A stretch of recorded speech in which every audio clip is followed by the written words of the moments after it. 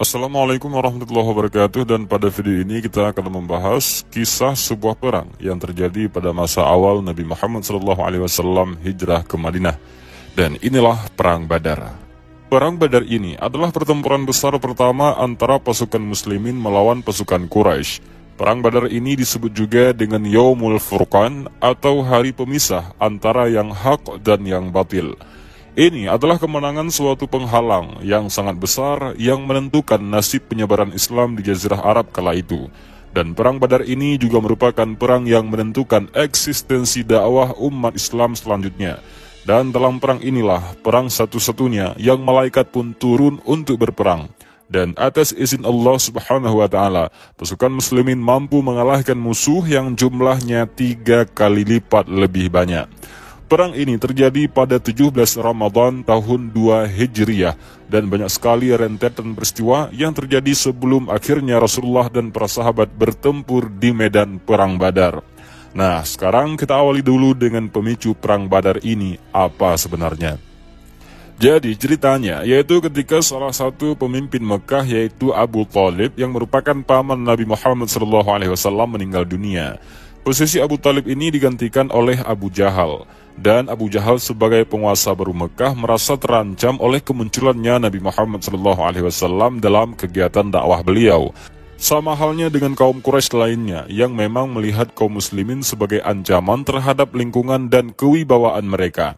Nah, akibatnya Abu Jahal pun membenci Nabi Muhammad SAW dan menghasut para kaum Quraisy untuk bisa meneror, menyerang, dan menguasai harta benda kaum muslimin.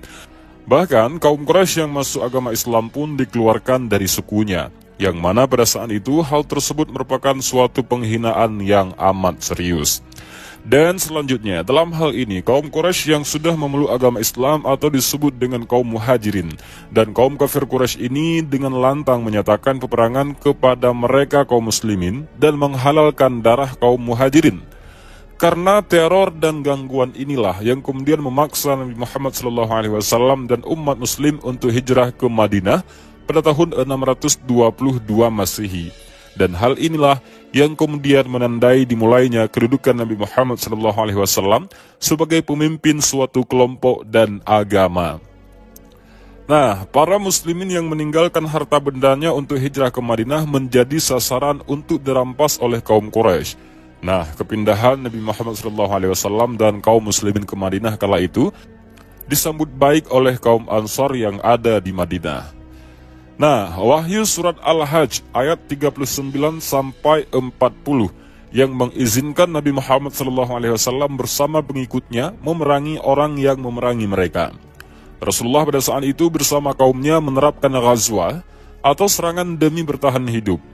Dan teknik penyerangan ini menyasar kafilah atau kelompok dagang Quraisy Mekah dengan berfokus pada upaya mengambil harta benda, hewan ternak, dan juga hasil dagang mereka, seraya menghindari jatuhnya korban jiwa. Dan biasanya serangan ini dilakukan karena kaum Quraisy yang ingin balik lagi ke Mekah. Pasti mereka lewat pinggiran Madinah. Nah, disitulah dicegat untuk diminta lagi hak-haknya mereka dulu yang mereka rampas. Nah, serangan-serangan tersebut dilakukan karena memang kaum kafir Quraisy ini telah menjarah harta dan rumah kaum muslimin yang memang ditinggalkan di Mekah. Dan serangan ini adalah serangan balasan untuk menuntut hak mereka. Dan serangan kepada kafilah Quraisy ini dimulai sejak 623 Masehi. Ketegangan antara kelompok Mekah sama Madinah pun pada saat itu makin memuncak. Lalu pada Januari tahun 624 Masehi, kaum muslimin yang dipimpin oleh Abdullah bin Jahsy atas perintah Nabi Muhammad SAW itu menyerang sebuah kafilah dagang Mekah di dekat daerah Naklah yang terletak hanya sekitar 40 km dari luar Mekah. Nah, serangan ini menghilangkan nyawa seorang kaum kafir Quraisy yang bernama Ibnu Al-Hadrami. Dan insiden tersebut pun akhirnya menimbulkan kemarahan dan dendam di kalangan Quraisy yang ada di Mekah. Terlebih lagi peristiwa ini juga terjadi di bulan Rajab, bulan yang memang mereka anggap suci dan semestinya tanpa peperangan bagi masyarakat Arab. Dari situ mereka menganggap bahwa Rasulullah tidak lagi menghormati bulan-bulan suci mereka. Sementara Nabi SAW sendiri pun tidak menyangka misi yang beliau perintahkan tersebut bakal menimbulkan korban jiwa. Tetapi walaupun begitu, beliau tidak menyalahkan Abdullah sepenuhnya. Dan inilah sebab-sebab yang menyebabkan terjadinya Perang Badar. Nah, terus pada bulan Ramadan tahun 2 Hijriah, Nabi SAW mendapatkan informasi terkait kafilah dagang besar pemimpin Abu Sufyan yang hendak kembali ke Mekah dari Suriah. Rasulullah SAW pun akhirnya mengutus Talhah bin Ubaidillah dan Sa'id bin Zaid untuk bisa mengumpulkan informasi tentang kafilah Abu Sufyan. Dan setelah mengumpulkan cukup informasi, mereka berdua kembali lagi ke Madinah dan menyampaikan informasi kepada Rasulullah bahwa kafilah Quraisy pimpinan Abu Sufyan membawa lebih dari 2.500 unta dan hanya dikawal 40 orang saja. Nah, peluang baik ini dimanfaatkan oleh Rasulullah SAW untuk merampas barang dagangan penduduk Mekah yang di dalamnya sudah bercampur hak kaum muslimin. Dan kala itu Nabi SAW tidak tahu akan berperang. Maka tidak ada keharusan bagi kaum muslimin untuk ikut dalam perjalanan kali ini. Karena tujuan utamanya adalah merampas kembali hak kaum muslimin, bukan untuk berperang. Nah, pada saat itu Rasulullah sendiri yang turun untuk mencegat Abu Sufyan. Istilahnya, ini adalah ghazwa. Ghazwa ini adalah jihad yang langsung dipimpin oleh Nabi Muhammad SAW. Nah, maka dari itu, pada 8 Ramadan, Nabi SAW pun memimpin langsung aksi Ghazwah itu dengan melibatkan sekitar 313 muslimin yang membawa 70 ekor hewan tunggangan, yaitu 68 unta dan 2 ekor kuda. Turut hadir pula dalam peperangan itu Abu Bakar, sahabat Nabi, Umar juga ada, Ali juga ada, kemudian Hamzah yang merupakan singa Allah ada juga. Dan dalam penyerangan kali ini ada juga kaum Ansar yang ikut menemani Rasulullah. Kaum Ansar ini ibaratnya penduduk asli Madinah. Jadi mereka tidak ada kepentingan hak dalam penyerangan ini, karena ini merupakan harta orang Mekah dulu. Dan Madinah sebenarnya tidak perlu ikut campur. Tetapi karena kesetiaan mereka dengan Rasul, maka mereka pun ikut membantu Rasul dalam aksi Ghazwah ini. Akhirnya mereka semua berangkat dengan persiapan sederhana, tidak pakai baju besi. Yang pakai waktu itu cuma 3 sahabat Rasulullah saja. Mereka membawa beberapa anak panah yang biasanya jikalau niatnya berperang minimal 150 anak panah bakal dibawa. Terus juga ada yang bawa tombak, sebilah pedang dan lain-lainnya. Nah, untuk menghadang kafilah Abu Sufyan ini, kaum muslimin bergerak menuju ke arah Mekah dengan mengambil jalan Badar. Badar ini adalah nama wilayah. Jadi Badar ini ada di antara Mekah dan Madinah. Ketika tiba di daerah yang namanya Al-Shifra, Nabi SAW kemudian mengirimkan Basbas bin Amr dan Adi bin Abu Al-Ghazba supaya pergi ke sekitar Badar untuk mencari berita tentang kafilah Abu Sufyan. Nah, di saat yang bersamaan pula, kafilah Abu Sufyan, yaitu kafilah Quraisy yang memang lagi beristirahat di sekitar Badar. Di saat itu juga Abu Sufyan juga keluar sendirian untuk mencari informasi juga. Abu Sufyan mencari informasi apakah ada mata-mata Madinah, karena Abu Sufyan sendiri sudah tahu kalau kaumnya ini banyak diserang kalau lewat Madinah, walaupun sudah banyak dari kaum Madinah yang gagal. Tetapi Abu Sufyan ini tahu kalau ada penyerangan apabila melewati Madinah untuk balik ke Mekah. Nah, jadi saat Basbas sama Adi lagi mencari informasi, Abu Sufyan pun keluar dari kafilah untuk mencari informasi juga di tempat yang sama. Nah, pada saat itu Basbas bersama Adi duluan yang sampai di sana. Mereka berhenti di sebuah sumur di dekat Badar, dan mereka melihat ada 2 perempuan yang lagi ngobrol. Nah, di saat itu Basbas sama Adi pun mendekati perempuan itu dan mendengar percakapan dari keduanya. Mereka tidak mengajak kedua perempuan itu untuk mengobrol, mereka cuma lewat saja dan menguping pembicaraan mereka. Nah, salah satu dari perempuan tersebut berkata kepada kawannya, "Belilah barang ini dariku," katanya. Maka kawannya menjawab, "Nantilah aku beli langsung dari kafilah yang akan lewat." Dan melalui percakapan 2 perempuan ini, Basbas sama Adi pun mengetahui bahwa kafilah itu sudah dekat. Dan mereka langsung pergi kembali ke Rasulullah untuk menginformasikan berita tersebut. Nah, sesaat Basbas sama Adi meninggalkan tempat tersebut, datanglah Abu Sufyan. Tiba di tempat yang sama juga, dan bertemu dengan 2 perempuan yang sama juga. Kemudian Abu Sufyan bertanya kepada perempuan itu, "Apakah kalian melihat ada orang yang lewat di sekitar sini?" Nah, kedua perempuan itu bilang, "Ada tadi. Ada 2 orang yang lewat, tetapi mereka tidak berbicara sama kami. cuman singgah sebentar, habis itu pergi. Nah, kemudian Abu Sufyan pun berjalan sedikit lagi ke daerah tersebut dan menemukan ada kotoran unta. Dan di sini ada kisah menariknya juga. Jadi, di saat Abu Sufyan ini melihat kotoran unta tersebut, dia pergi mengecek kotoran itu dan dia menemukan ada biji kurma. Nah, di saat inilah dia yakin bahwa mata-mata Madinah sudah sampai di lokasi yang sama. Kok bisa tahu ini mata-mata Madinah? Jadi, diriwayatkan Abu Sufyan itu tahu sekali bahwa di antara suku-suku di Arab, hanya orang Madinah saja yang memberi makan unta mereka dengan kurma. Jadi Abu Sufyan sangat meyakini bahwa unta tersebut adalah unta mata-mata Madinah.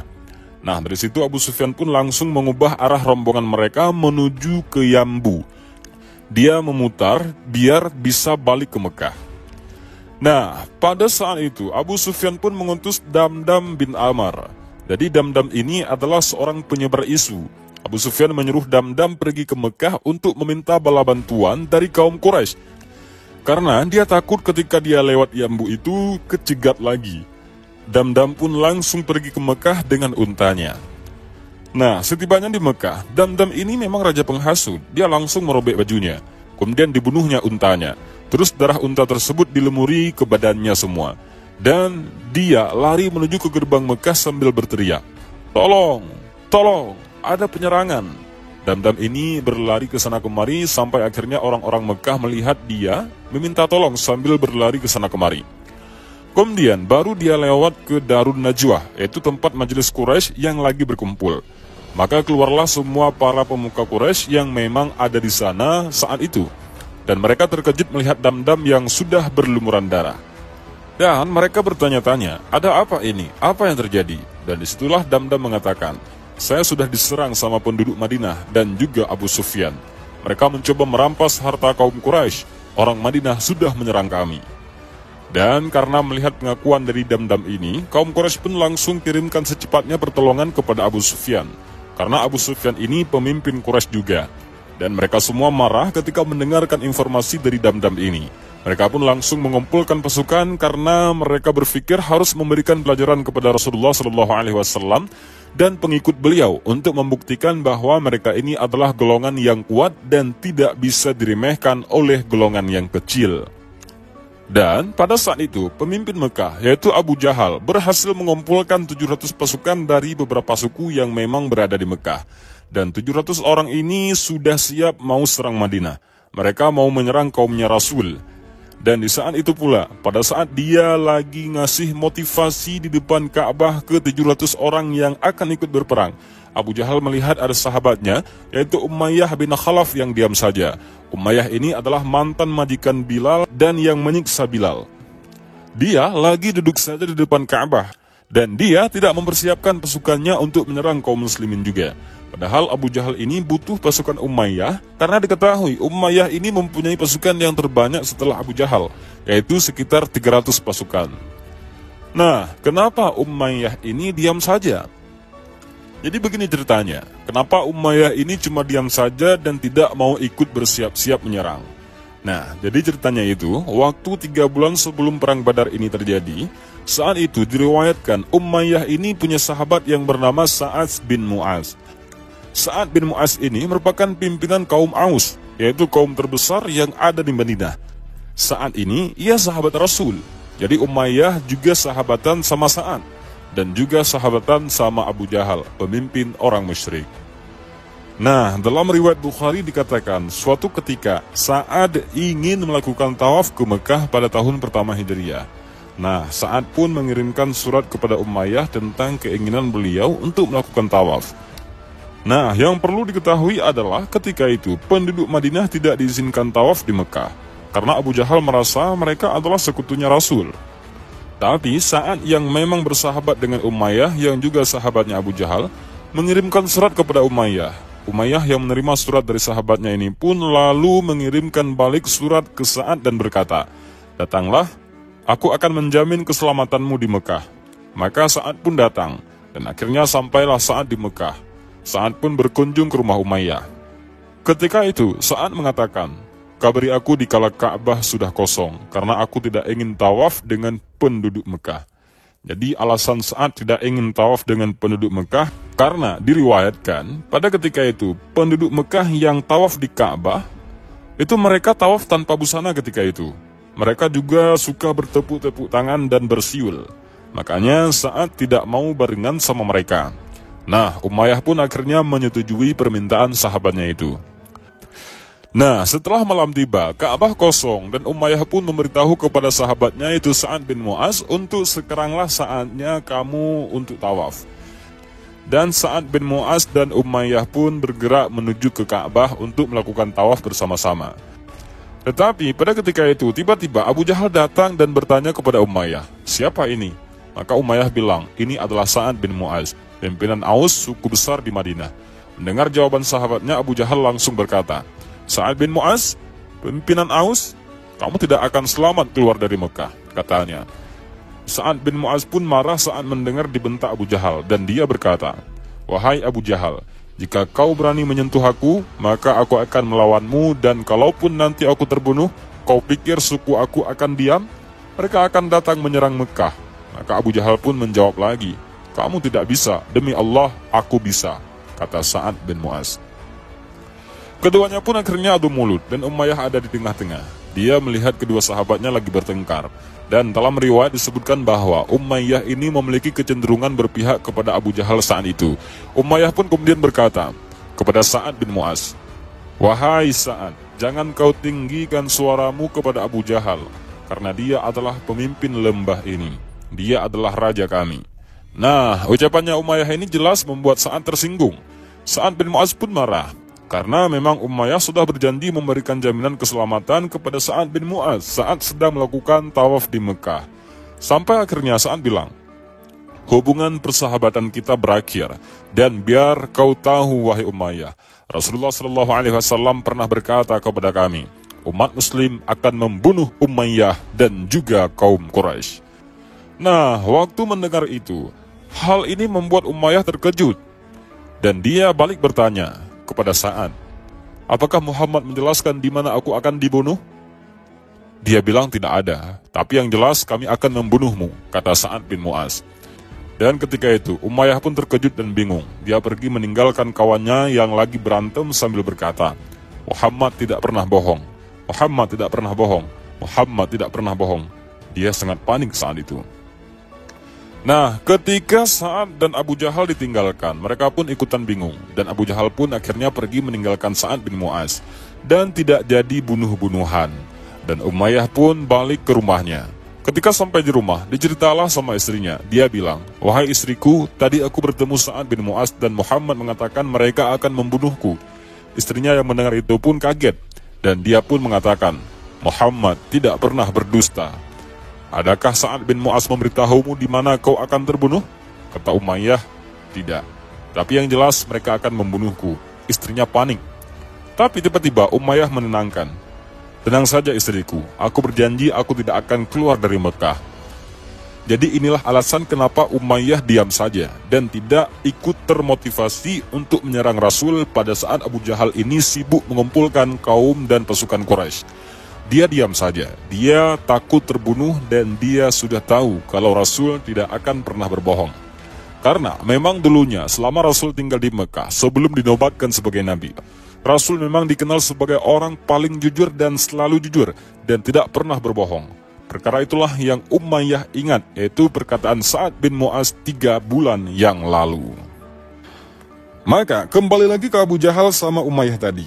Saat Abu Jahal melihat Umayyah diam saja, Abu Jahal tidak diam saja. Maka pergilah Abu Jahal ke rumahnya dan diambilnya wangi-wangian istrinya. Kemudian Abu Jahal balik lagi ke Ka'bah dan menyemprotkan wangi-wangian itu ke tubuh Umayyah. Umayyah yang risih dan dia bilang, "Abu Jahal, ngapain engkau? Kenapa Anda menyemprotkan parfum kepada saya?" katanya. Dan Abu Jahal bilang, "Kamu ini perempuan, makanya tidak mau ikut perang." Ini ternyata untuk mempermalukan Umayyah agar dia mau ikut berperang. Akhirnya Umayyah yang tidak terima dibilang perempuan, maka dia pulang ke rumahnya dan memakai baju perang untuk ikut berperang. Nah, terus istrinya bilang, "Kamu mau kemana? Kamu lupa apa perkataan Sa'ad bin Mu'az 3 bulan yang lalu?" Umayyah pun menjawab, "Tenang sayang, jangan khawatir. nanti pada saat mereka keluar, pasukanku akan di belakang dan aku akan balik lagi ke Mekah. Tetapi pasukan Abu Jahal ini tidak akan membiarkan pasukan Umayyah ini jalan di belakang. Mereka kawal terus pasukan Umayyah agar tidak balik lagi ke Mekah. Sampai akhirnya Umayyah terjebak dan benar-benar harus ikut dalam perang Badar. Nah, itulah sedikit cerita tentang Umayyah ini. Sahabat Tafakkur Fiddin yang Allah muliakan. Nah, sekarang saya akan ceritakan kisah persiapan kaum Quraisy untuk perang Badar. Jadi setelah akhirnya Umayyah menyetujui ikut menyerang kaum muslimin, Abu Jahal pun akhirnya berhasil mengumpulkan 1000 pasukan dan 200 pasukan kuda, 800 pasukan unta. Mereka ada tunggangan semua. Semua suku dan pemuka Quraisy yang bergabung dalam pasukan tersebut. Alasan keikutsertaan masing-masing suku dan pemuka Quraisy ini berbeda-beda. Ada beberapa yang ikut karena mempunyai bahagian dari barang-barang dagangan yang ada di kafilah Abu Sufyan. Ada juga beberapa yang ikut untuk membalas dendam atas Ibnu Al-Hadrami yang meninggal. Dan sebahagian kecil ikut karena memang berharap untuk mendapatkan kemenangan yang mudah atas kaum muslimin. Karena mereka tahu kaum muslimin pada saat itu adalah kelompok kecil. Jadi menurut mereka pasti hal yang mudah untuk mengalahkan kaum muslimin. Dan akhirnya saat mereka sudah mempersiapkan semuanya, mereka pun berangkat dengan persiapan yang sangat lengkap. Mereka juga membawa ratusan ekor unta untuk membawa logistik mereka. Jadi lebih dari beberapa ratus unta yang membawa makanan khusus yang sengaja mereka bawa. Dan selain itu, mereka juga membawa wanita untuk memotivasi pasukannya. Nah, komando tertinggi pasukan musyrikin itu dipegang sama Abu Jahal. Abu Jahal ini adalah orang yang pertama yang menggebu-gebu dalam memerangi Rasulullah dan menentang perintah Allah Subhanahu wa Ta'ala. Pasukan musyrikin pun keluar dari Mekah dengan penuh kemarahan demi bisa menyelamatkan kafilah dagangnya Abu Sufyan.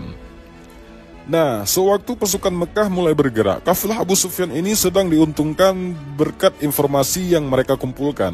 Abu Sufyan pun berhasil memutar arah melalui pesisir pantai dan tidak jadi melewati lembah Badar untuk menuju ke Mekah. Nah, dengan cara ini kafilah dagang Abu Sufyan berhasil lolos dari intaian pasukan muslimin yang memang sedang mengarah ke lembah Badar. Kemudian Abu Sufyan pun mengabarkan keberhasilannya ini melalui surat kepada kaumnya. Dalam surat tersebut, Abu Sufyan ini berkata bahwa saya telah berhasil lolos dari pasukan Muhammad, bahwa harta penduduk Mekah aman bersamanya. Dan Abu Sufyan pun berkata, sebaiknya pasukan Quraisy balik lagi ke Mekah. Nah, ini karena memang awalnya Abu Sufyan ini kirim dam-dam ke Mekah untuk jaga-jaga kalau nanti Abu Sufyan ketahuan sama pasukan Rasul. Tapi karena pasukan ini berhasil, jadi tidak perlu lagi pasukan untuk membantu. Cuman dam-dam saja yang sangat lebay dalam menyampaikan informasi, sampai-sampai bisa sebrutal itu. Dan sebenarnya ini tidak perlu lagi ada peperangan lagi. Nah, mendengar kabar ini, semangat pasukan Abu Jahal yang sudah siap mau berperang itu menjadi kendor. Di situ ada Bani Zuhrah dan Bani Adi, yaitu salah satu suku Quraisy yang ada di pasukan itu menarik diri karena khawatir pengaruh politiknya Abu Jahal ini bakal menguat jika mengalahkan kaum muslimin. Sementara itu ada lagi Talib bin Abi Talib, yaitu suku Quraisy yang juga ada dalam pasukannya Abu Jahal. Itu sedang membawa serombongan keluarga Bani Hashim.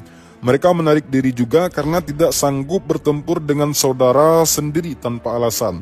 Karena memang Nabi SAW berasal dari Bani Hashim. Dan ada lagi Hakim bin Hizam dan Utsbah bin Rabi'ah juga sempat meminta kepada pasukan Quraisy untuk tidak isah berperang dan balik lagi ke Mekah.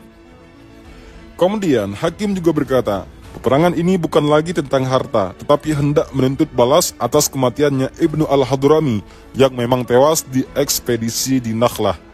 Tinggal kita tunggu saja Abu Sufyan, tidak perlu ada perang lagi. Tetapi Abu Jahal malah memaki orang-orang yang memilih balik ke Mekah. Abu Jahal memaki Utsbah dan pasukan lain dengan sebutan pengecut. Mengingat orang-orang Arab paling tidak suka disebut pengecut, maka Utsbah pun balik lagi ke pasukan. Pasukan musyrikin yang tersisa ini pun akhirnya kemudian melanjutkan perjalanan untuk perang. Nah, sekarang tujuan kaum musyrikin itu sudah berubah. Mereka tidak lagi melindungi kafilah dagang, melainkan untuk menghabisi Rasulullah SAW dan para pengikut beliau. Sementara itu, dari pihak kaum muslimin, ada 2 orang mata-mata utusan Rasulullah yang datang untuk mengabarkan berita kalau Abu Sufyan sudah lolos. Mereka pun kemudian menyampaikan informasi tentang Abu Sufyan yang sempat meminta bantuan kepada penduduk Mekah. Dan sekarang penduduk Mekah sudah mengubah tujuannya untuk berbalik menyerang Rasulullah. Nah, di saat itu Rasulullah pun berpikir keras setelah mendengar berita tersebut. Karena beliau ingat bahwa asal mula keberangkatan mereka dari Madinah ini adalah hendak mengejar kafilah Abu Sufyan. Nah, pada saat itu beliau harus segera memutuskan apakah kembali ke Madinah, apakah menghadapi peperangan dengan Quraisy Mekah, atau tetap mengejar kawanan Abu Sufyan. Nah, keesokan harinya Rasulullah pun mengajak pasukan muslimin untuk bermusyawarah. Beliau ingin mendengar pendapat dari kaum muhajirin, terlebih dari kaum ansar, karena kaum ansar ini tidak memiliki kewajiban membela Rasulullah selain di kawasan Madinah. Dan apabila berperang, maka perang ini adalah perang pertama bagi kaum ansar. Dan pada saat bermusyawarah tersebut, Rasulullah meminta pendapat kepada kaumnya. Maka pada saat itu Abu Bakar tanpa menunggu lama, beliau langsung berdiri dan beliau berkata, "Wahai Rasulullah, lanjutkan langkah Anda, kami bersamamu." Nabi SAW yang mendengar ucapan sahabatnya pun berterima kasih kepada Abu Bakar. Baiklah, terima kasih sahabatku. Tapi Nabi kembali melanjutkan, "Beri aku pendapat lagi wahai manusia, siapa lagi?" Lalu dilanjutkan dengan Umar bin Khattab berdiri dan mengucapkan hal yang sama seperti Abu Bakar. Nabi mengatakan, "Terima kasih wahai Umar." Umar pun duduk dan Rasulullah bertanya lagi, "Berikan pendapat kalian," kata Rasulullah. Maka berdiri lagi Miqdad bin Amr. Miqdad bin Amr ini kekuatannya melebihi 1000 orang. Dia juga mengatakan hal yang sama. Kata Rasulullah, "Baiklah, terima kasih." Lalu Rasulullah kembali bertanya, "Berikan aku pendapat." Dan pada saat itu, tiba-tiba Sa'ad bin Mu'az, yaitu tokoh Madinah yang sangat mulia, yang pada saat beliau wafat saja arsy Allah goncang. Beliau pun berdiri dan mengatakan, "Kami melihatnya Rasulullah, seakan-akan Anda menyinggung kami kaum Ansar." Rasulullah bilang, "Ya." Dan Sa'ad berkata, "Demi Allah wahai Rasulullah, bila Anda menyeberangi lautan, niscaya kami senantiasa akan bersama Anda." Dan mendengar jawaban Sa'ad bin Mu'az, Rasulullah SAW pun senang karena pendapat Sa'ad bin Mu'az ini, karena beliau mewakili penduduk Ansar untuk ikut berperang. Penduduk Ansar lagi-lagi tidak ada kewajiban untuk membela Rasulullah di luar Madinah, tetapi saking setianya mereka kepada Rasul, mereka ikut berperang. Maka dari itu kaum Muhajirin dan kaum Ansar pun bersatu dengan yakin menyerahkan segala keputusan kepada Rasulullah, karena mereka telah berjanji untuk selalu patuh kepada Nabi Muhammad SAW. Rasulullah pun kemudian berkata, "Mari sahabatku, kita berangkat dan bergembira. Allah Subhanahu wa Ta'ala telah menjanjikan kepadaku salah satu dari dua hal, kafilah atau kemenangan menghadapi musuh. Demi Allah, aku bagaikan melihat di mana tempat-tempat tewasnya mereka." Jadi ibaratnya itu, yang dijanjikan oleh Allah Subhanahu wa Ta'ala itu adalah kalau mereka tetap keluar, mereka akan dapat kafilah Abu Sufyan untuk mendapatkan hak-hak mereka, atau keluar jumpa sama pasukan Abu Jahal untuk berperang dan kaum muslimin menang. Itu yang sudah dijanjikan oleh Allah, salah satu di antara keduanya. Dan akhirnya keputusan untuk turun ke medan perang melawan kaum musyrikin pun dipilih oleh Nabi Muhammad SAW beserta kaum muslimin. Pada perang pertama, kaum muslimin bendera komando tertinggi berwarna putih diserahkan kepada Musa bin Umair. Sementara itu seluruh pasukan muslimin dibagi menjadi dua batalion. Batalion Muhajirin yang benderanya diserahkan kepada Ali bin Abi Thalib, dan batalion Ansar yang benderanya diserahkan kepada Sa'ad bin Mu'az. Pasukan muslimin pun akhirnya melanjutkan perjalanan mereka menuju ke lembah Badar sesuai dengan informasi yang memang sudah diatur oleh Rasulullah. Jarak tempuh dari Madinah ke Badar ini lebih dekat dibandingkan jarak dari Badar ke Mekah. Jadi jika tidak ada halangan, pasukan muslimin akan tiba terlebih dahulu di lembah Badar daripada pasukan kaum musyrikin. Kemudian pada sore harinya, pada saat pasukan muslimin sedang beristirahat sejenak, Rasulullah SAW pun menugaskan Ali bin Abi Thalib, Az-Zubair bin Al-Awwam, dan Sa'ad bin Abi Waqqas untuk menjadi mata-mata lagi, di mana Rasulullah SAW memerintahkan mereka pergi ke arah datangnya pasukan musyrikin dan mencari informasi sebanyak-banyaknya. Dan turunlah mereka bertiga untuk menjadi mata-mata. Setelah beberapa jam berlalu, mereka pun datang kembali dengan membawa dua pemuda yang memang bertugas mengambil air untuk pasukan Mekah. Nah, sebelum dihadapkan ke Rasulullah, mereka bertiga bertanya, "Kamu dari mana?" Mereka menjawab, "Kami dari pasukan Quraisy." Sampai mereka berdua ini digebukin dan dihadang sambil bertanya mereka dari mana. Namun mereka tetap menjawab bahwa mereka berasal dari pasukan Abu Jahal. Mereka bertiga ini melakukan hal tersebut karena mereka bertiga ini masih berharap pemuda ini berasal dari rombongan Abu Sufyan, bukan dari Abu Jahal. Karena kalau dari pasukan Abu Sufyan, berarti Abu Sufyan ada di dekat sini. Kita bisa mengambil haknya tanpa harus berperang. Nah, kalau ini adalah pasukan Abu Jahal, berarti peperangan akan terjadi. Sementara fokusnya mereka adalah cuman meminta haknya saja. Padahal memang dua pemuda ini berasal dari pasukan Abu Jahal, karena memang digebukin terus sama mereka bertiga. Akhirnya dua pemuda itu bilang, "Iya baik, saya dari pasukannya kafilah Abu Sufyan." Katanya begitu. Tidak lama kemudian Rasulullah datang dan bertanya, "Ada apa ini?" Mereka menjawab, "Ya Rasulullah, dia adalah pasukan Abu Sufyan. Kita kejar Abu Sufyan." Pada saat itu Rasulullah hanya berkata, "Kalian ini bagaimana? Pada saat dia sudah berkata jujur, kalian gebukin. Sekarang dia bohong, kalian diam." Akhirnya Rasulullah yang langsung menginterogasi pemuda tersebut. Dan dari pemuda inilah akhirnya kemudian Rasulullah mengetahui bahwa pasukan musyrikin berjumlah sekitar 900 sampai 1000 orang. Dan Rasulullah pun menyimpan informasi ini dari para sahabat yang ikut dalam perang Badar, agar nyali mereka tidak ciut apabila mengetahui jumlah kekuatan musuh yang ternyata 3 kali lipat lebih banyak dari pasukan kaum muslimin. Kemudian Rasulullah pun melanjutkan pertanyaannya agar bisa menyusun strategi perang terbaik bagi pasukan muslimin. Beliau bertanya lagi kepada pemuda itu, "Siapa saja pemuka Quraisy yang hadir?" Pemuda tersebut menjawab, "Pemuka Quraisy yang hadir ada Utsbah, Syaibah, ini keduanya anak Rabi'ah. Terus ada Abdul Bakhtari, Hakim bin Hizam, Naufal bin Khuwailid, Al-Haris, Kaimah bin Adi, Anazar bin Haris, Zam'ah bin Al-Aswad, Abu Jahal bin Hisham, dan Umayyah bin Khalaf." Nah, pada saat itu Rasulullah SAW tidak menyangka semua orang-orang penting Quraisy ini pun turun dalam peperangan itu. Dan setelah mengakhiri tanya jawab, beliau pun langsung menemui pasukan muslimin yang memang sedang beristirahat. Jadi saat itu beliau memberitahu pengikutnya bahwa Mekah telah menyerahkan jantung hatinya. Maka dari itu kaum muslimin harus pergi malam ini juga ke lembah Badar untuk menentukan wilayah markas. Kaum muslimin pun dengan segera langsung bersiap-siap melanjutkan perjalanan lagi. Nah, pada keesokan harinya, pada saat matahari terbit, pasukan muslim tiba dari arah timur. Nabi Muhammad SAW pertama-tama berpendapat untuk memilihkan atau menempatkan pasukannya ini pada sumur pertama yang dicapainya, sumur air yang memang terdekat dengan Madinah. Nah, ketika mendengar pendapat Rasul, seluruh para sahabat diam dan tidak ada yang berkomentar. Tetapi pada saat ini, salah satu sahabat Rasul dari golongan Ansar yang bernama Al-Habbab bin Munzir, yang memang ahli dalam strategi perang, beliau mengatakan, "Ya Rasulullah, apakah pendapatmu ini adalah wahyu dari Allah atau pendapatmu sendiri?" Rasul berkata, "Ini pendapatku." Maka Al-Habbab pun meminta izin untuk mengeluarkan pendapat darinya bahwa, "Ya Rasulullah, posisi tersebut kurang tepat." Beliau menyarankan kepada Rasulullah untuk memindahkan pasukan muslimin ini ke arah barat dan menduduki sumur yang paling dekat dengan posisinya pasukan musyrikin atau pasukan Quraisy. Mendengar hal tersebut, Nabi SAW pun setuju dengan pendapat beliau. Dari sini pun Rasulullah kemudian memerintahkan agar sumur-sumur lain ditimbuni sehingga pasukan Mekah terpaksa harus berperang melawan pasukan kaum muslimin untuk dapat memperoleh satu-satunya sumber air yang tersisa, yang memang sudah dikuasai oleh kaum muslimin.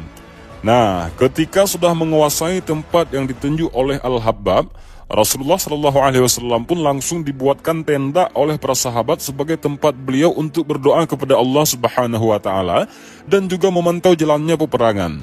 Seharian penuh pasukan muslimin bekerja keras hingga tiba saatnya untuk beristirahat. Nah, di saat ini kemudian Allah Subhanahu wa Ta'ala menurunkan hujan rintik yang lembut yang akhirnya membuat kaum muslimin ini diserang kantuk yang tidak tertahankan. Akhirnya mereka tertidur, terlelap dalam posisi tidurnya masing-masing. Hanya Rasulullah SAW saja yang tidak bisa tidur, karena beliau salat terus dan memanjatkan doa kepada Allah Subhanahu wa Ta'ala untuk kemenangan kaum muslimin besok. Dan hujan ini juga dipercaya sebagai bantuan Allah Subhanahu wa Ta'ala agar pasukan muslimin dapat tidur nyenyak sebelum esok harus bertempur dengan kaum musyrikin. Mereka istirahat dulu untuk menyiapkan tenaga. Nah, sedangkan di sisi kaum musyrikin, Allah Subhanahu wa Ta'ala turunkan hujan yang lebat sekali, yang membuat mereka basah kuyup, sehingga baju-baju perang mereka menjadi lebih berat, dan mereka tidak dapat tidur dengan nyenyak malam itu. Sahabat Tafakkur Fiddin yang Allah muliakan, sekarang kita masuk ke dalam kisah pada saat perang Badar terjadi. Jadi pada hari itu, langit masih gelap tatkala Rasulullah membangunkan kaum muslimin untuk salat subuh berjamaah. Selesai salat subuh, Rasulullah menghidupkan kembali semangatnya kaum muslimin sebagaimana yang sudah diperintahkan oleh Allah Subhanahu wa Ta'ala dalam Al-Quran surat Al-Anfal ayat 65. Wahai Nabi, kobarkanlah semangat pada mukmin itu untuk berperang. Jika ada 20 orang yang sabar di antara kamu, niscaya mereka dapat mengalahkan 200 orang musuh. Dan jika ada 100 orang yang sabar di antaramu, mereka dapat mengalahkan 1000 daripada orang-orang kafir, disebabkan orang-orang kafir itu kaum yang tidak mengerti. Dan hari itu sudah masuk tanggal 17 Ramadan tahun 2 Hijriah. Hari itu adalah hari di mana akan terjadi peperangan yang sesungguhnya antara kaum muslimin dan kaum musyrikin di lembah Badar. Dan ketika itu pasukan muslimin hanya berjumlah 313 orang, lebih sedikit dibanding pasukan Quraisy yang mencapai 1000 orang. Nah, ketimpangan jumlah pasukan ini menuntut Rasulullah SAW untuk menerapkan taktik yang tepat. Jadi, ada beberapa taktik dan strategi yang memang beliau terapkan. Di antaranya yaitu, pertama, beliau membagi pasukan menjadi 3 kelompok, sayap kanan, sayap kiri, dan sayap tengah. Komando sayap kanan diserahkan kepada Az-Zubair bin Awam, dan komando sayap kiri diserahkan kepada Al-Miqdad bin Amr. 2 orang ini yang menunggangi kuda dalam pasukan, karena mereka cuma ada 2 kuda. Nah, salah satu orang yang berada di pasukan tengah dan terdepan adalah Ali bin Abi Thalib. Terus yang kedua, beliau membuat pasukan muslimin berbaris seperti barisan dalam sholat. Saf pertama nanti ditempati oleh pasukan memanah. Saf berikutnya ditempati oleh pasukan yang membawa lembing. Lalu saf terakhir ditempati oleh pasukan yang membawa pedang. Dan yang ketiga, beliau memberikan perintah kepada kaum muslimin agar menyerang musuh secara terus-menerus dengan anak panah terlebih dahulu. Ketika musuh sudah dekat, gunakan lembing. Dan terakhir, keluarkanlah pedang. Nah, setelah mendengar aba-aba dari Rasulullah SAW, yang keempat beliau mengingatkan bahwa kaum muslimin tidak boleh gegabah dalam menggunakan senjata. Dan strategi perang dengan cara bersaf sendiri masih tergolong baru sebenarnya. Biasanya masyarakat Arab bertempur dengan cara langsung lari menyerang ke arah musuh. Nah, hal tersebut tidak dilakukan oleh Rasulullah SAW karena keterbatasan jumlah personil dan persenjataan yang dimiliki oleh kaum muslimin. Selain itu, beliau juga ingin menunjukkan bahwa yang memulai pertempuran terlebih dahulu adalah kaum musyrikin. Sementara kaum muslimin mulai bersiap-siap mengambil posisi mereka, Rasulullah SAW pun berjalan masuk ke tenda beliau ditemani oleh sahabat beliau, Abu Bakar. Dan di saat ini pasukan musyrikin pun sudah tiba di lembah Badar. Rasulullah pun menunggu isyarat perang yang ditunjukkan pasukan musyrikin. Beliau tidak ingin memulai perang dan tidak akan ada perang jika tidak diserang terlebih dahulu. Pasukan musyrikin yang sudah sampai di sana, mereka mencari sumur untuk bisa mendapatkan air karena mereka sudah haus. Ya, karena sumur-sumur tadi sudah dirusak dan sudah ditimbun semua. Dan inilah yang memaksa pasukan Quraisy Mekah ini harus pergi menuju sumur terakhir yang ada di dekat dengan pasukan Rasul. Nah, sementara itu posisi pasukan Nabi Muhammad SAW yang berada di dataran tinggi ini menghadap ke barat. Dan inilah yang membuat pasukan Quraisy Mekah ini menghadap ke timur dengan sinar matahari tepat langsung menyilaukan mata mereka.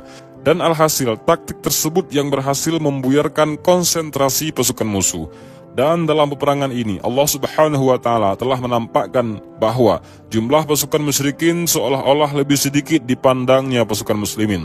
Oleh karena itu muncullah keberanian dan semangat pasukan muslim untuk mengalahkan musuh. Dilihatkan kalau pasukan musyrikin itu sedikit, sebagaimana yang disebutkan di surat Al-Anfal ayat 44. Dan ketika Allah Subhanahu wa Ta'ala menyampaikan mereka kepada kamu sekalian, ketika kamu berjumpa dengan mereka berjumlah sedikit pada penglihatan matamu, dan kamu ditampakkan berjumlah sedikit pada penglihatan mereka. Jadi kaum musyrikin pun melihat mereka sedikit juga. Dari sinilah mereka menganggap enteng untuk mengalahkan kaum muslimin. Nah, pada saat itu ketika pasukan musyrikin ini sudah mulai mendekati sumber air pasukan muslimin, mereka masih dalam barisan mereka. Tiba-tiba waktu itu ada satu orang yang bernama Aswad bin Abdul Asad. Aswad ini terkenal dengan kekejamannya. Dia keluar dari barisan karena saking hausnya dan dia berteriak lantang di hadapan semua orang. Aku bersumpah, aku akan meminum air ini dan menghancurkan tempat air ini, atau aku akan mati. Saking hausnya dia. Nah, tindakan dari Aswad ini yang menjadi isyarat perang bagi kaum musyrikin. Nah, Sayyidina Hamzah bin Abdul Muthalib yang memang terkenal dengan sebutan singanya Allah karena kepiawaiannya dalam berperang ini langsung keluar dari pasukan untuk menghadapi Aswad. Dan Sayyidina Hamzah pun langsung menebas salah satu betis Aswad hingga darahnya menguncur deras ke tanah. Tanpa kenal menyerah, Aswad ini balik lagi berjalan untuk mempertahankan sumpahnya. Dia ingin menghampiri sumur itu, dan selangkah lagi dia sampai ke sumber air. Tiba-tiba, dari belakangnya, Sayyidina Hamzah langsung menyerangnya sampai Aswad tewas di tempat. Semua orang terkesima melihat kehebatan Sayyidina Hamzah adalah memainkan pedangnya itu. Nah, pasukan musyrikin yang melihat itu geram, dan pikiran mereka sudah mulai tidak karu-karuan. Akhirnya pasukan musyrikin ini pun menantang kaum muslimin untuk melakukan duel 3 lawan 3. Pasukan musyrikin mengutus maju Utbah bin Rabi'ah, Syaibah bin Rabi'ah, Al-Walid bin Utbah. Itu dari kaum musyrikin. Sementara dari kaum muslimin maju 3 orang Ansar, yaitu Auf, Muawaz bin Al-Haris, dan Abdullah bin Rahawa. Tetapi pada saat itu, orang Quraisy menolak untuk berduel bersama kaum Ansar. Mereka menginginkan lawan yang seimbang, yaitu orang yang dari Mekah dulu. Kemudian Rasulullah SAW pun menunjukkan anggota dari Bani Hashim dan Bani Muthalib untuk maju ke depan. Dan ini merupakan saudara-saudara Rasul. Mereka adalah Ubaidah bin Al-Haris, Hamzah bin Abdul Muthalib, dan Ali bin Abi Thalib. Maju mereka bertiga. Saat inilah terjadi duel sengit antara 3 pasangan perwakilan dari masing-masing pihak. Ali dipasangkan sama Al-Walid, Hamzah dipasangkan dengan Syaibah, Ubaidah dipasangkan dengan Utbah. Dan dalam duel tersebut, Hamzah sama Ali berhasil mengalahkan lawan mereka. Sementara Ubaidah dan Utbah sama-sama berhasil melayangkan 2 tikaman yang membuat keduanya terluka parah. Nah, di saat ini, Ali sama Hamzah membantu Ubaidah dan akhirnya Utbah pun tewas, menyusul kedua rekannya. Kemenangan dalam duel ini semakin menguatkan pasukan muslimin. Karena mereka sudah berhasil 2 kali dengan mengalahkan pasukan Quraisy. Sementara untuk pihak pasukan musyrikin, kekalahan sementara ini buat mereka kena mental. Tetapi akhirnya mereka tetap bersiap-siap dengan penuh keyakinan akan menang melawan pasukan muslimin. Dan perang pun akhirnya tidak terelakkan lagi dan terjadilah perang.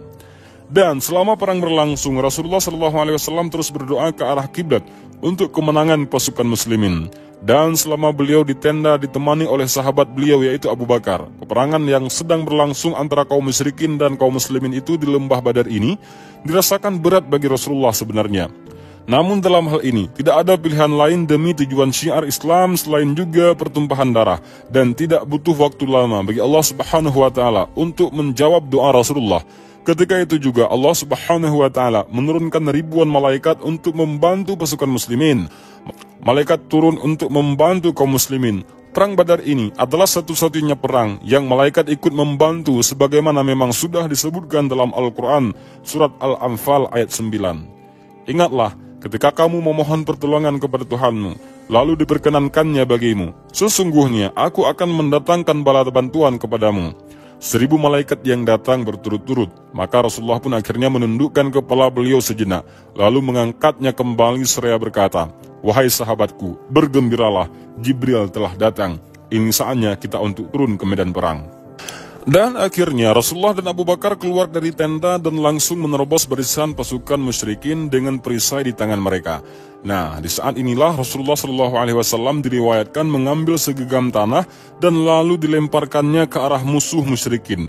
Dan atas bantuan Allah Subhanahu wa taala dan keajaibannya, segenggam tanah yang dilemparkan oleh Nabi Muhammad SAW dapat dirasakan masuk ke mata semua pasukan musyrikin. Dan pada saat inilah aba-aba untuk pasukan muslimin bahagian belakang saf bergerak maju mendekat ke arah pasukan musyrikin menggunakan pedang mereka, karena amanatnya mereka harus menunggu aba-aba dari Rasulullah. Dan pada saat itu ikut menyerang saf ketiga ini. Dan pasukan musyrikin pun merasakan serangan bertubi-tubi tanpa mampu melihat wujud para malaikat itu. Tiba-tiba mereka semua jatuh ke tanah. Walaupun para malaikat pada saat itu turun ke medan perang, tetapi Rasulullah berjuang sekuat tenaga. Beliau terus semangat dan menyemangati pasukan muslimin. Sahabat Al-Fakur Fiddin yang Allah muliakan, Lalu bagaimana keadaan Abu Jahal? Nah, Abu Jahal ini ditunjuk sebagai komando tertinggi pasukan musyrikin. Dan pada saat itu, dia itu dijaga sangat ketat, makanya tidak mudah bagi pasukan muslimin untuk menyerang Abu Jahal. Jadi di tengah peperangan yang makin berkecamuk itu, ada kisah tentang dua orang kakak beradik. Yang satu berusia 15 tahun, yang satu lagi berusia 16 tahun. Masih muda sekali dua pemuda Ansar itu. Yang satu bernama Mu'az bin Afra, yang satu lagi bernama Auf bin Afra. Nah, pada saat itu Mu'az bertanya kepada sahabat Rasul, yaitu Abdurrahman bin Auf. Dia datang lewat dari sisi kanan Abdurrahman. Mu'az bertanya, "Wahai paman, yang mana sosok Abu Jahal?" Lalu Abdurrahman bertanya kepada dia, "Kenapa kamu menanyakannya?" Mu'az pun menjawab, "Demi Allah, aku akan menghilangkan nyawa Abu Jahal karena dialah orang yang sudah gemar mencaci maki Rasulullah." Mendengar perkataan Mu'az, Abdurrahman pun tersenyum dan dia berkata, "Nanti jikalau aku melihatnya akan aku tunjukkan kepadamu."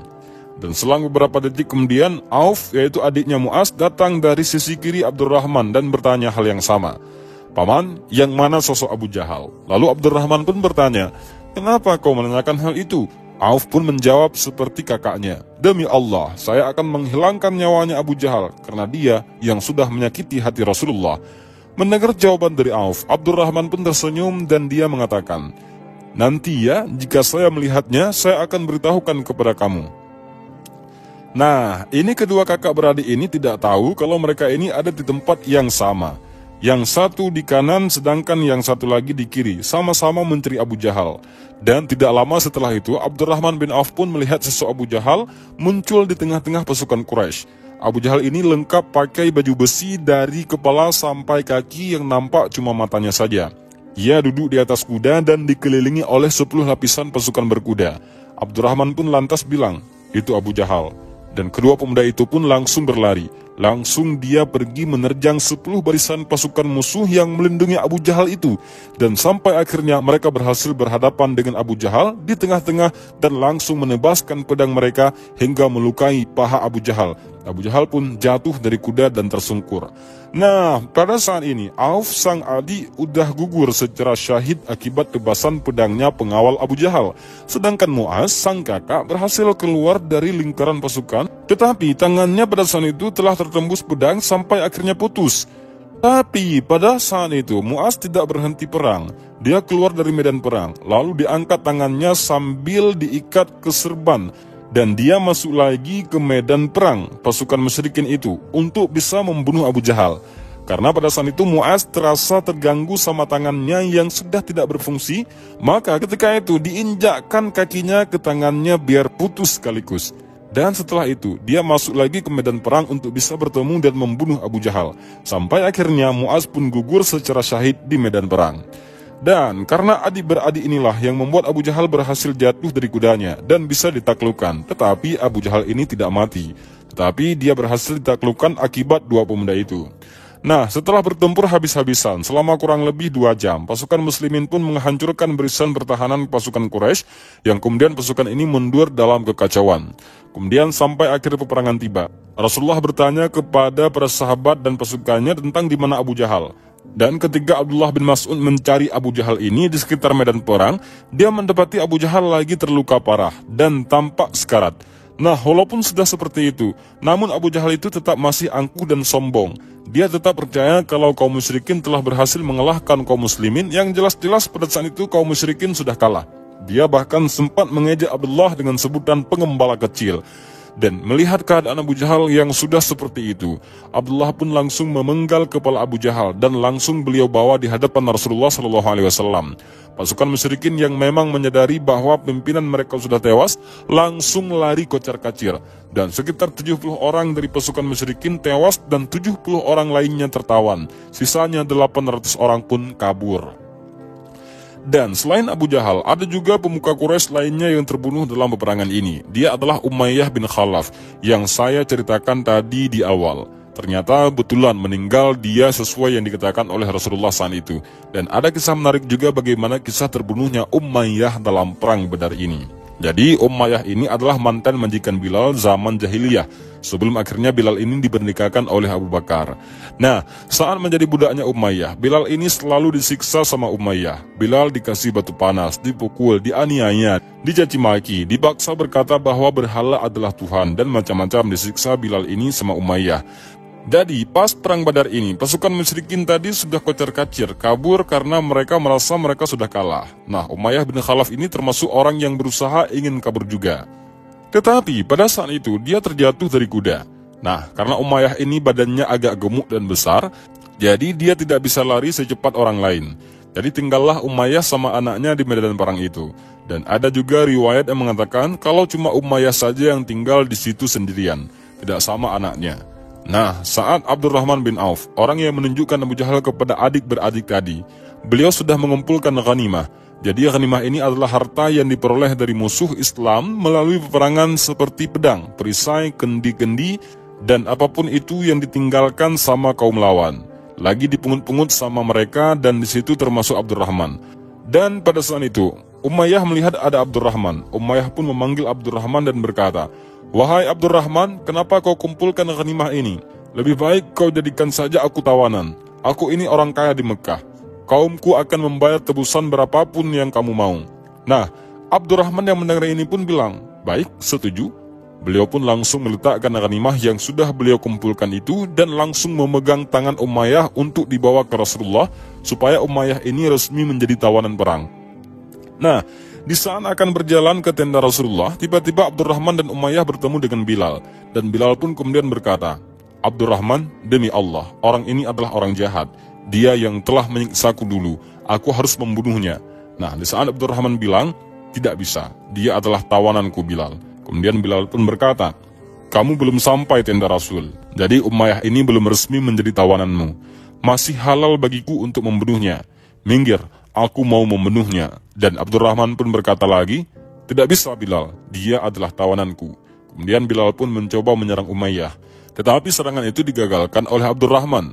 Nah, Bilal pun kemudian berpikir dan tiba-tiba lewatlah beberapa pemuda Ansar dekat mereka. Nah, di saat itu Bilal pun memanggil pemuda-pemuda tersebut. "Wahai para sahabatku, apakah kalian mau tahu siapa orang yang sudah menyiksaku waktu dulu? Dia inilah orangnya." Sambil Bilal tunjuk Umayyah. Dan para pemuda Ansar itu pun kemudian membantu Bilal agar dapat membunuh Umayyah. Dan pada saat ini, Abdurrahman berkata kepada Umayyah, "Wahai Umayyah, tidurlah." Maka Umayyah pun menuruti perkataan Abdurrahman karena Abdurrahman satu-satunya pelindung dia. Dan saat Umayyah sudah tiduran, Abdurrahman pun langsung tiduran di atas Umayyah dan menimpanya agar para pemuda Ansar ini tidak dapat membunuh Umayyah. Tetapi di saat itu, Bilal tidak habis pikir, dia langsung berkata, "Ayo, kita tusuk dia dari bawah, dan jangan sampai menyakiti Abdurrahman." Dan betul saja, dari situlah mereka berhasil membunuh Umayyah dengan menusuknya dari bawah, dan Umayyah pun mati di medan perang Badar. Dan Umayyah tewas di tangan Bilal, sama seperti perkataan Rasul bahwa dia akan terbunuh. Dan betul saja. Nah, setelah pasukan musyrikin ini dipastikan sudah kabur semua, Rasulullah pun meminta pasukan beliau untuk memasukkan jasad pasukan musyrikin ke sebuah sumur tua dekat lembah. Dan di saat itu Rasulullah sempat berkata, "Wahai para sahabatku, apakah kalian ingin mengetahui bedanya jasad yang telah terbunuh karena malaikat?" Mereka berkata, "Mau wahai Rasul." Rasulullah pun menjawab, "Ketahuilah, yang mati karena malaikat, kepala dan jari mereka terpenggal. Dan ada bekas seperti terbakar di luka tebasan itu. Karena sesungguhnya malaikat datang membawa api neraka." Dan betul saja, pada saat itu jasad-jasad mereka dimasukkan ke dalam sumur mereka cek satu-satunya. Dan mereka tahu mana yang dibunuh malaikat dan yang mana yang bukan. Nah, setelah semua jasad dimasukkan ke sumur tersebut, Rasulullah juga sempat berkata, "Wahai kaum musyrikin, sesungguhnya kalian sudah melihat apa yang sudah dijanjikan Tuhanku kepadaku." Maka para sahabat Nabi pun bertanya, "Ya Rasul, kenapa engkau berbicara kepada jasad?" Dan di saat itu Rasulullah pun menjawab, "Sesungguhnya mereka lebih jelas mendengarkanku sekarang di saat ini dibandingkan kalian mendengar suaraku sekarang." Segitu jelasnya perkataan Nabi terdengar sama mereka yang sudah meninggal. Dan lalu mereka kaum Quraisy pun yang memang tersisa dijadikan tawanan perang. Tapi di bawah perintah Rasulullah SAW, Tawanan ini diperlakukan dengan baik, tidak disiksa. Mereka kemudian akhirnya dilepaskan dengan cara membayar tebusan seharga 120 dinar. Sedangkan yang tidak mampu membayar, diwajibkan mengajar baca dan tulis kepada penduduk Madinah. Jumlah pasukan muslim yang gugur dalam pertempuran sebanyak 14 orang. Mereka dikubur di lembah Badar tanpa dimandikan dan kondisi tubuh yang berdarah menjadi saksi atas perjuangan mereka memperjuangkan agama Islam. Dan kemenangan yang didapatkan oleh kaum muslimin pada pertempuran Badar ini memberikan berbagai efek tersendiri bagi umat Islam maupun kaum kafir Quraisy di Mekah. Yaitu yang pertama, kekuatan Islam di Madinah semakin solid dan telah muncul tokoh pimpinan baru, yaitu Nabi Muhammad SAW, yang sebelumnya Nabi Muhammad hanya dianggap sebagai pengungsi dari Mekah. Terus yang kedua, suku-suku Arab lainnya harus menganggap serius tentang kekuatan Islam sebagai salah satu kekuatan baru selain kekuatan dominasi kaum Quraisy. Terus yang ketiga, Nabi Muhammad SAW memperkuat dan memantapkan posisinya sendiri di Madinah sehingga mampu mengeluarkan klan Bani Qainuqa dari Madinah, karena ini adalah klan Yahudi yang sering mengancam kelancaran perjalanan dakwah beliau di Madinah. Lalu yang keempat, para penentang Nabi Muhammad SAW dalam berdakwah kehilangan pengaruhnya karena posisi politik mereka sudah melemah karena kekalahan dalam perang. Sahabat Tafakkur Fiddin yang Allah muliakan, lalu bagaimana kabarnya Abu Sufyan?